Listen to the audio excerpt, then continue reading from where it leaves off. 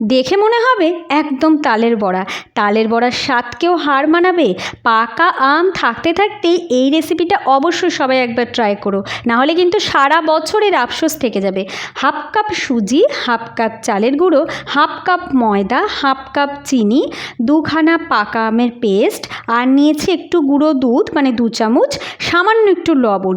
এই সব কিছু দিয়ে পেস্টটা সুন্দর করে তৈরি করে নিতে হবে। তবে হ্যাঁ, যেহেতু পাকা আমের পেস্ট থাকছে তাই আগেই জলের ব্যবহারটা করা যাবে না। জল লাগলে পরে সামান্য একটু অ্যাড করতে হবে। এবারে সাদা তেল কড়াইতে গরম করে বড়ার আকারে ছোট ছোট করে আমরা ভেজে নেব উল্টে পাল্টে। একদম এরকম লাল লাল হয়ে গেলে নামিয়ে নিতে হবে। দেখো, দেখে মনে হচ্ছে না তালের বড়া, কিন্তু তালের বড়ার চেয়েও কিন্তু দুর্দান্ত হয় এই পাকা আমের বড়া। সবাই অবশ্যই বাড়িতে একবার এই পাকা আমের বড়া ট্রাই করো, আর কেমন লাগলো সেটাও কিন্তু জানিও। আমাদের তো দুর্দান্ত লেগেছে। আজকের এই রেসিপি ভালো লাগলে চ্যানেলকে সাবস্ক্রাইব করে ভিডিও লাইক শেয়ার করে সঙ্গে থেকো।